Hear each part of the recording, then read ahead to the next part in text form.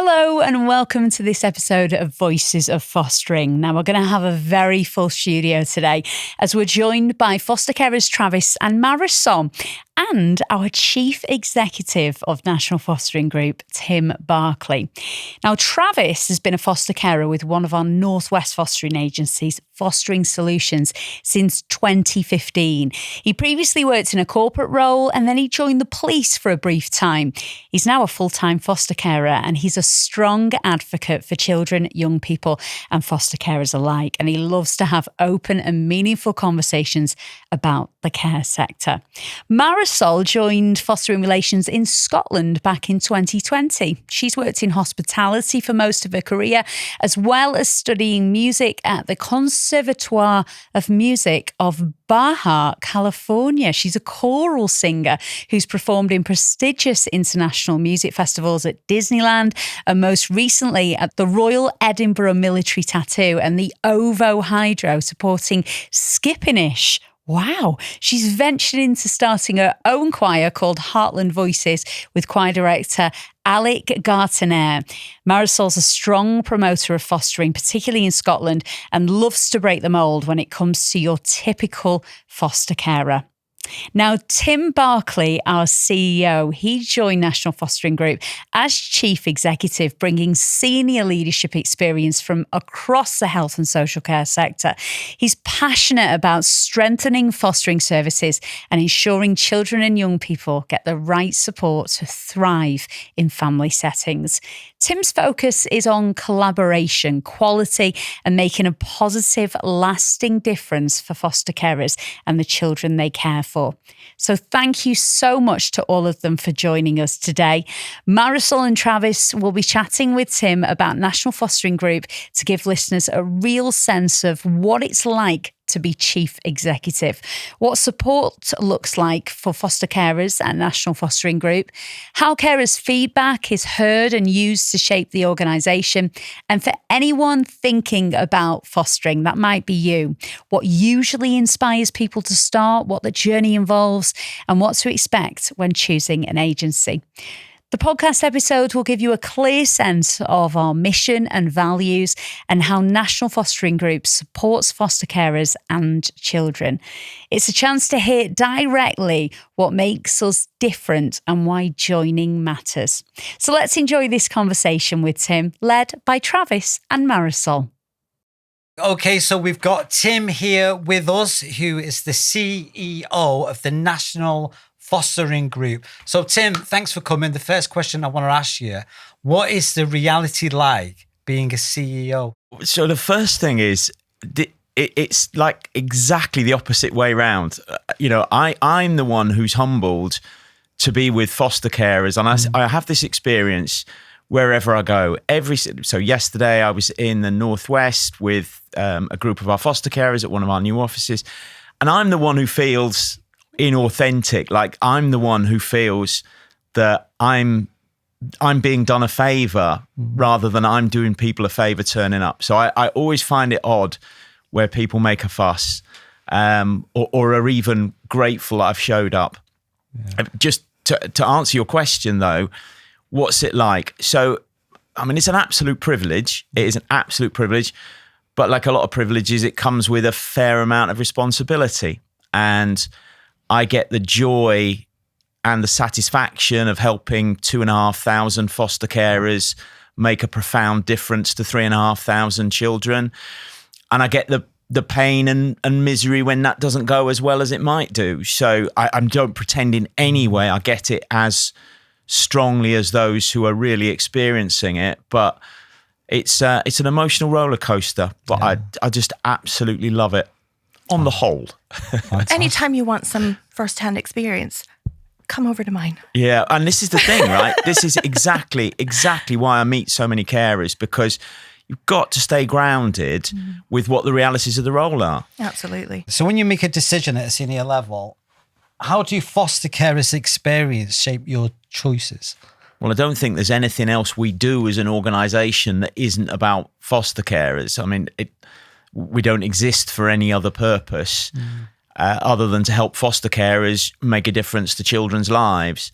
Now, does that mean we get it right all the time? No, of course not. But to your question, listening to what foster carers think, feel, want is the most important way we understand what we should be shaping about the direction the organisation goes in. Absolutely. There's no such thing as failure, only feedback. It's true, that, isn't it? Well, feedback is a gift, I was taught, and we don't always love it. I don't love it at home when my wife gives it to me. I don't necessarily love it when my children give it to me, and I definitely don't always love it when colleagues and carers give it to me. But you've got to listen, and you've got to learn, and you've got to take it on board. It's meant, and this is the most important thing, whichever bit of carer feedback we get, it is always meant with a spirit of positive intent. Yeah. People want us to try and do a better job. Yeah, absolutely. Sometimes priorities can clash. How do you weigh up difficult or competing decisions?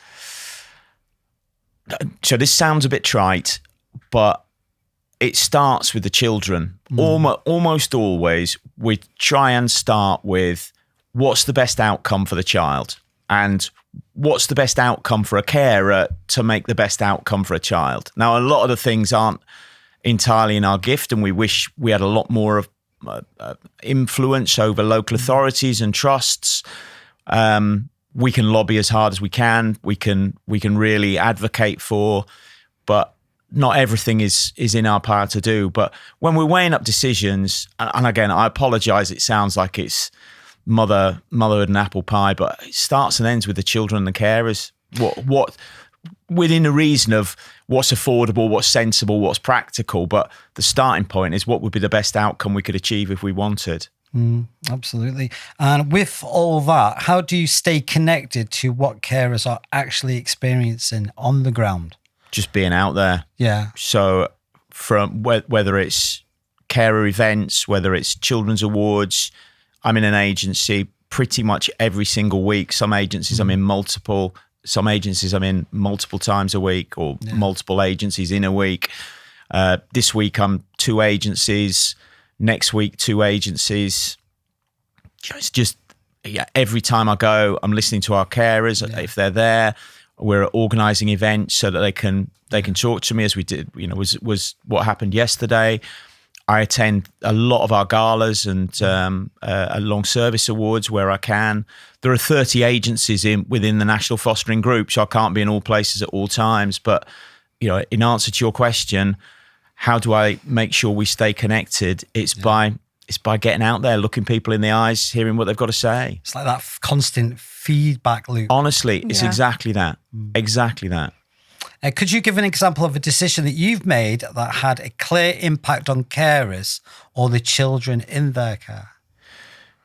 Well, that's a good question. So when I first arrived, I went round every one of the 30 agencies and I asked them what they thought my priorities should be. And not surprisingly, I got a very, very, very, very long list, and carers were very clear on what they wanted. And one of the things that came out the most strongly was carers and my colleagues, particularly the social workers, they wanted more time supporting carers. The carers wanted more support from their social workers.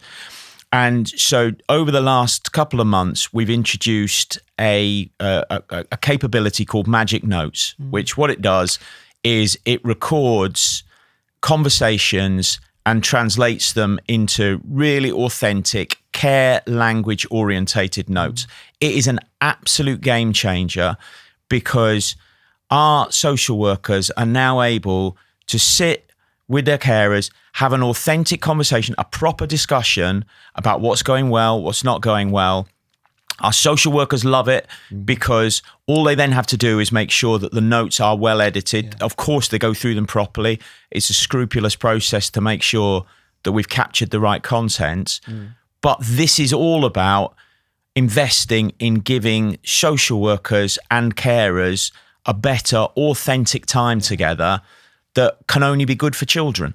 Absolutely. That Magic Notes is phenomenal. Because when we have social workers, supervisor social workers, they come around to the house and they can relax. They're not analysing and writing everything down. it's just recorded. It's so accurate, isn't it? It is. It's very true. Like my supervising social worker, she's recently started using it. And obviously it's getting the hang of getting it all set up and that. But once it's up and running, it is just so much easier. Things just flow. She's not having to worry about, oh, I need to remember that this is an important fact. I need to write it down or get my laptop out or whatever. So yeah, it definitely makes it flow a little bit better. It makes me feel at ease because I don't feel like I'm under a microscope. I'm just having a conversation with the person that knows the best about what I do and my situation with my foster son. And that's, back to your question, what's the biggest thing I think I've done for foster carers in the year and a bit I've been here? I think it is improve the quality of those supervisions by giving the social workers more time because they're spending less time typing up notes, by giving them more authentic conversations, and by ensuring that the quality of the conversation you've had is more fully reflected. Yeah, it's a very impactful decision because that's really shifted it. Yeah. I can see it in my support and social worker because they're under a lot of pressure, obviously, the amount of caseloads they've got. But now it's like, I can just breathe a little bit. Yeah. So it makes a massive fantastic change. Absolutely. Well, hi, Tim. I've got some thoughts here. So support from and to our agencies is so important. So let's start by talking about the support National Fostering Group provides for both of our perspectives. What are your thoughts? So I think there's a couple of things that really stand out for me is, and the first part we've just touched on, that the main feedback we get from our carers is my relationship with my supervising social worker is fundamental to my success. Mm-hmm. So the first thing in terms of support is making sure that we give our social workers as much time, guidance, capability, within reason to be able to do great work for you. So that's the first thing. The second thing that has become really apparent to me in the time I've been here and that we've worked really hard on is that there is a trend in society that children are presenting with more and more complex needs. If you look at any of the data on children going to school, those with special educational needs is going only in one direction, and that is up. Mm-hmm. So, of course, that flows into fostering in the sense of the children that are being referred to us by local authorities and trusts are coming with a higher set of needs, even if there is, and I'm putting inverted commas around this, but even if there are standard placements, of course, they've probably got some emotional trauma. They've probably got some mental trauma. They're probably coming with the impact of a challenging background that has led them to need to be in the fostering sector. So we are putting a lot of effort as an organisation into building out our clinical and our therapeutic capabilities to be able to support those children who need them more, and to be able to lobby local authorities to provide better support because we're better able to identify what the real needs are of children. And I think those are the two things. Like there's loads that I consider about how we support foster carers, but those two things really stand out. Yeah, no, I totally agree. I think it's one of those things where it's never ending. There's so many possibilities on how to support on both ends. Well, and listen, you're both doing this live, so what do you think works well? The truth. Yeah. There's so many We're only here things. for that. Absolutely. So the truth is, again, it's all about, I'd say my personal experiences. If you don't know who you are as a person, you're in big trouble because they'll see it. If you've got to be... In terms of the children will feel it, So from my experience, all our children that we've had have came from other placements that broke down, that the foster carer couldn't... I'm trying to choose my words carefully. They weren't equipped with the right needs that met the children's needs. In other words, they couldn't... So the child got moved. So in our experience, we've always had children at the highest emotional peak. Teenagers, boys, right? And teenagers. And the full testosterone, confusion, and then they come into our house, and now we've got to control that emotional state. So if you don't know who you are as a person, it's like saying thick-skinned, but it's more than that. Yeah, you haven't got a deep resilience. It's mental resilience. It's physical, emotional resilience. That is so important. It's like your job. You're the CEO. Your skin's good. You've got to be resilient. You've got to know yourself. It's kind of the same approach to children. These children are looking for cracks because they're very insecure. Yeah. They've got that reptilian brain, the fight or flight response. They need to have certainty. And if you ain't sure of yourself, they'll see it. Kids aren't stupid. So Not you've at all. got to be, right, I'm being transparent, I'm being straight with you, but you've got to be firm. You've got to know what you're talking about. Be therapeutic. So all the training that we get is brilliant. But you have to implement. I think your background helps with that as well. Well, it's the same with you. We're all in the same boat. Yeah. No, definitely. I think we it's all get really the same helpful, training. though, having all the training that the National Fostering Group provide, right? There's so much material there for anyone to access that is a foster carer with the National Fostering Group. I know I access it all the time, and it's not just what you have to do, the mandatory stuff. And there's so much information there that is really, really helpful. So I really tap into that, and I find that so good. Honestly, it's such makes me so happy to hear it because we put a lot of time, effort, money. We've got a brilliant learning and talent team, and they do, without doubt, outstanding work to make sure that we've got the best content we can to help carers. Definitely. The other thing that I'm interested in your views on is, to what degree are the support groups helpful? My opinion, we all have different support groups because we've got different support and social workers.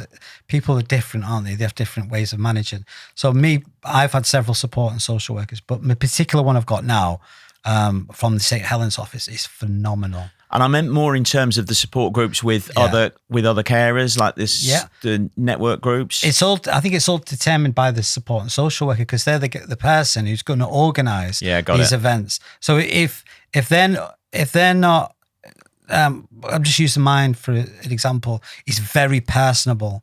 He's professional, but he's also grounded at the same time.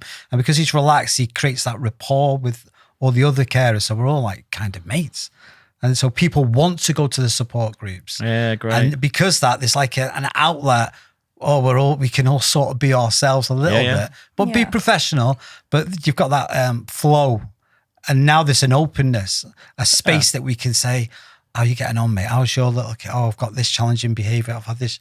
So you've got that. But again, it's all down to the support and social worker. But they are all good, aren't they? I mean, I'm at Fostering Relations in Scotland. Yeah. And we do multiple events throughout the year where all of our foster carers get together with our kids and we all just have a laugh and have a chat and have a moan. Yeah. Because you have to have a moan. If you don't, then you've got to release. You've got to release the absolutely the pressure. And who better to understand us than the people who are going through it? So I find that really helpful. I think it would be good to have more than just a couple of these yearly big events.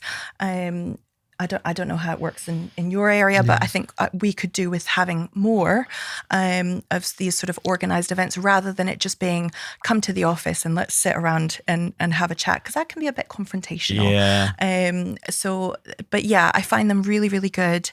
And I love having that interaction with other foster carers and being there to support them and having them support us as well is really, really helpful. That's interesting you say that, because what the Fostering Solutions do, we go for meals. We were doing line dancing the other day. Oh, bro! Yeah, I would pay to see you line dancing. I did. I've never met you before, but already I'm putting my money down for this. I was like Torval and Dean, but they don't line dance, do they? They ice skate. They ice skate. So that's how wrong I was getting it. But I had me supporting social worker wearing a cowboy hat.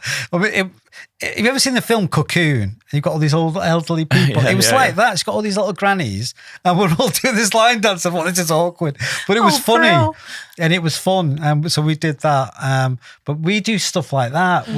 And this is a really interesting point. So you're with different agencies. Yes. They're all part of the National Fostering Group, and we don't dictate to each agency, you've got to do it this way, you've got to do it that way. We trust the registered manager and the local team to find the right balance, to listen to what the carers want.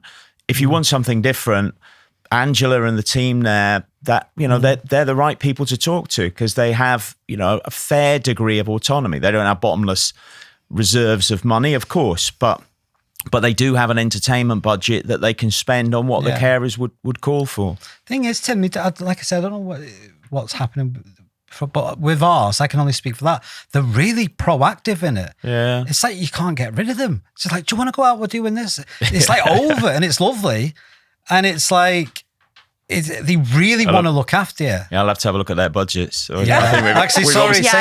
Maybe we need a bit more budget. We might have over-allocated.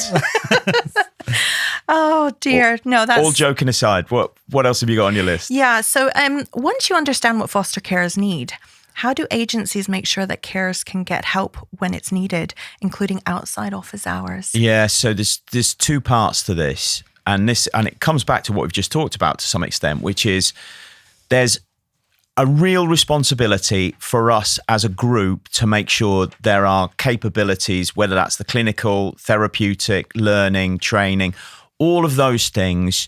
We want to make sure our agencies have got access to the best that are available in the UK. And then we want to trust the local agencies to be able to adopt whatever practices they need, provided they're compliant, obviously, with all of the Ofsted or whatever local, whether it's in Scotland, Northern Ireland or Wales, each of the regulatory bodies, we do not skimp on, of course, on any of the compliance, but we want to, within those compliance boundaries, give as much trust to the agencies to deliver locally.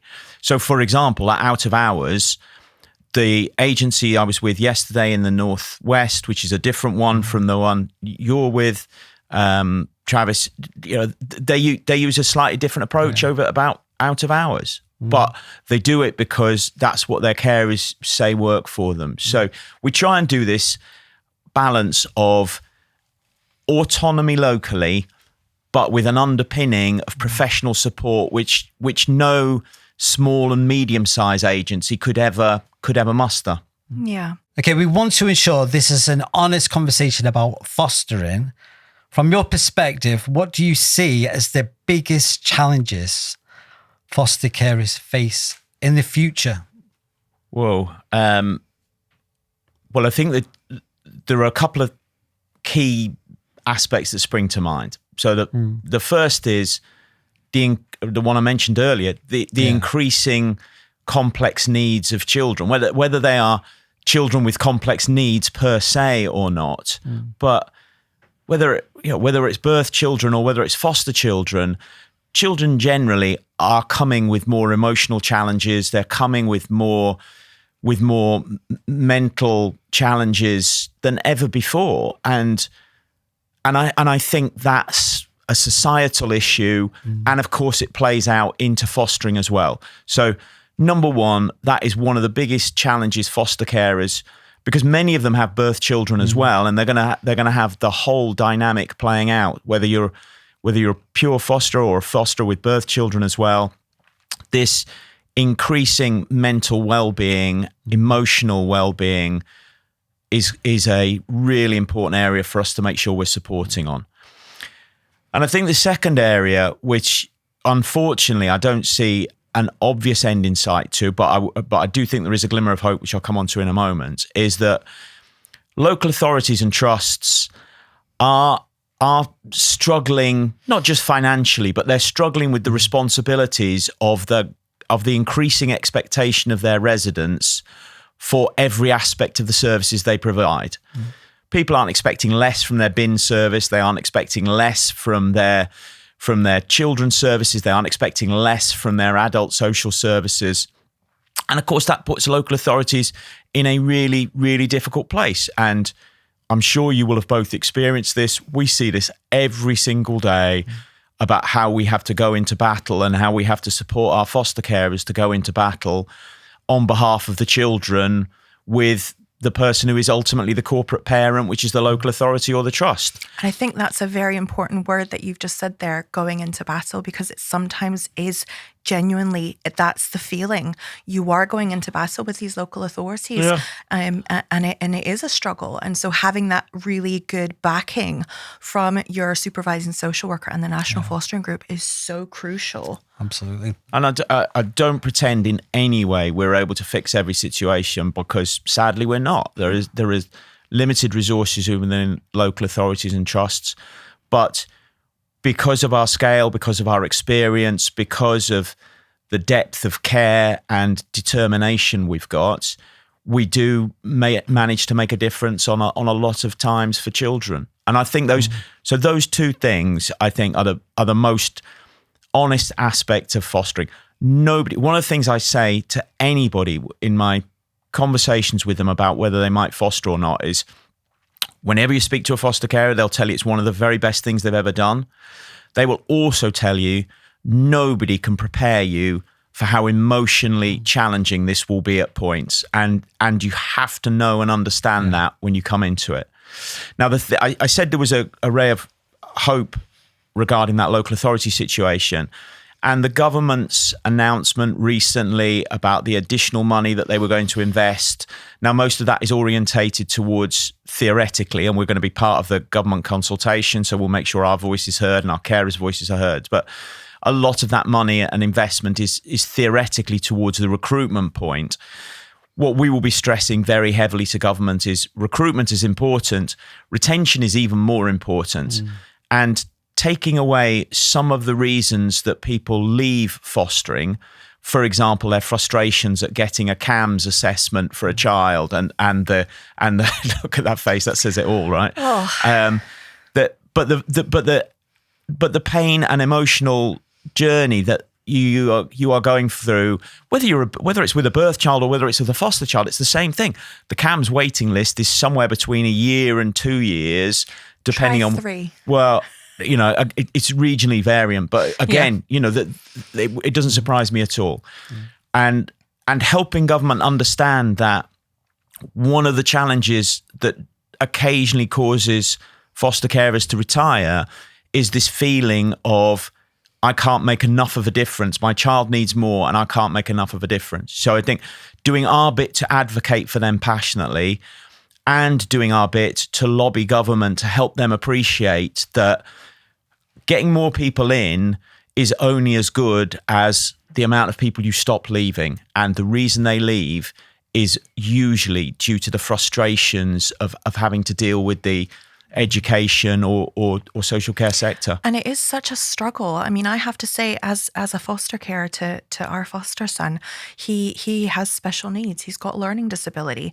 And the whole CAM situation was just such a struggle for so many years that we went down the line of trying to do things privately and being out of pocket. But even having to do that, because at the time he was under the age of 16, it's then trying to get permission and will they allow it? But absolutely. This is for his well-being, and it's something that you guys have said you want him to have done. So why aren't you? So it's just so much red tape. And this is a really, I'm getting goosebumps about this because this is a really emotive area. We have clinical and therapeutic capabilities, and we're building more of them. We can do assessments, but they're only any use if they will be acknowledged. And this is this dilemma of for foster carers, for birth parents, do I go privately and get the assessment done? Well, that's only any use if it's actually going to be listened to. And I think that's one of the points we're going to make very, very clearly to governments, is that for children to get the support they need, there is a systemic issue that needs more consideration and investment. Absolutely. Shall I? I've got a few questions. That's what we're here for, right? That's what we're here for. So, Tim, we like to feel like we're really being heard. So I hope you're listening. How can carers share their feedback? What would be the best way? Well, hopefully there isn't just one way. I'd say there are a few things which are really important. The annual carer survey. Please make your voice heard. I guarantee you we pay enormous attention to that. But also, it's at the other end of the extreme. come along to the events, come along to the support groups, make your voice heard. And our registered managers, our team managers are absolutely focused on, and we're focused on making sure they've heard and they've told the wider organisation what needs to happen. So, I think it'd be really sad if we only had one feedback mechanism, but there's everything from you drop me an email through to answer the survey, through to come along to the events. I mean, just to plug the survey point. So I understand, I really do understand it takes 20, 25 minutes and people are busy, but we would love more people to fill it in. We get a very decent response rate, but could be better. You said carers like to be heard. Please, I guarantee you the survey is a key influencer for us of where we need to put our priorities. I think so. It looks like you had a follow-up point. It's interesting you just said that, because I think what would be very effective, if you ask someone to do something, it's just like you said, it's like, I haven't got time, forms. But if you ring them up and says, I'm from the agency, I just want to ask you certain questions, just a bit of feedback, that's all. And they'll go, oh, well, now they'll start venting. Yeah. Good, that's what you want. I want feedback. And if you had someone just to ring all the foster carers instead of that, so now you're not putting them in the corner, but now you're putting them on the spot and says, right, give us some feedback. How is everything? If someone did that to me, I'd respond better than saying, if you've got any issues, just go send us an email. It's like, I've got time. It's good. It's good feedback. We'll have a think about how we can make that an interactive option for those people who might be interested. I think there'll be quite a few who would be horrified, but of being put on the spot, or even with a scheduled interview. But I agree. There's an opportunity for horses for courses. I mean, our agency, anytime that there's an event, one of our yearly events, we go to Blair Drummond Safari Park, or our Christmas events, they have stations, right? So each supervising social worker have specific questions that they'll get all the foster carers to go around. So it's an interactive thing for all the foster carers. And along with doing that, you're then doing something Christmassy, in between that. So it makes it less confrontational, a bit more conversational, and not so, I've got to do this, exactly. and it's important, right? So carers out there, get these forms filled out, answer these questions. It's so important. It's like this, Tim. If you were inviting someone to come to your house and spend time with you, you wouldn't send them an email saying, would you like to come to my house visit? You'd ring them up and say, hi, do you want to come? So an example. Well, I don't know. I would text. I think we're in a generation. I know. But also, there's parts of my family I would definitely send an email so that they just, you didn't see an email? I'm so sorry about that. Check your spam. I sent it. Yeah, exactly. But our social worker, you'll see an email saying, we've got an event at 10 o'clock. We'd love you to come.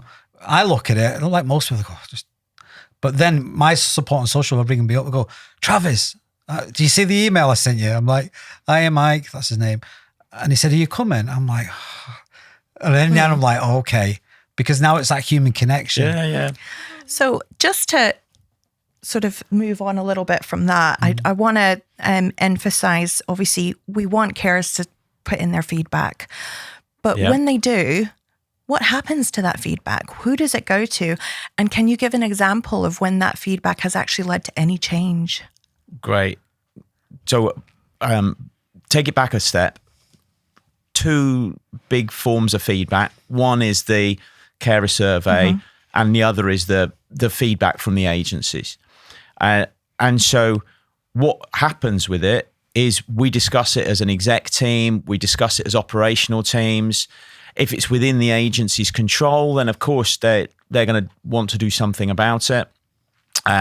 If it is a more company-wide and organisation-wide decision that we need to make, then that sits largely with me and the exec team. I promise you, we are very, very consultative with all of our agencies. Like, we're thinking of doing this, would it work? We're thinking of doing that, would it work? So an example of something we've done, I talked about magic notes. I mean, that was driven by carer feedback and colleague feedback about, I want more time with my social worker. The other things we've been looking at, respite, that comes up really, really regularly. And we've got a whole piece of work which we've kicked off as a result of the feedback we got from the last carer survey about trying to improve our respite offering.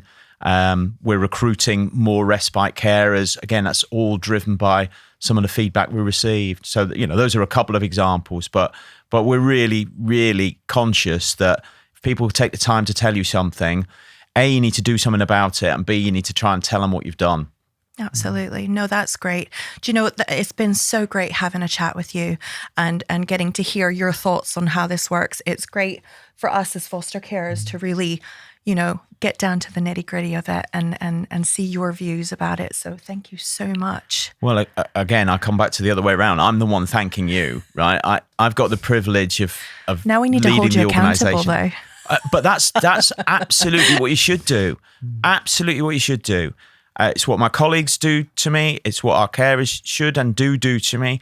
But, my job is to try and make our support for foster carers as good as it can be within the confines of the systems we work in and the economics of how the money flows. So I thank you, not the other way around.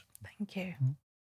Thank you so much for joining us for another episode of Voices of Fostering. If you'd like to find out more, head online and search National Fostering Group and make this the year you foster.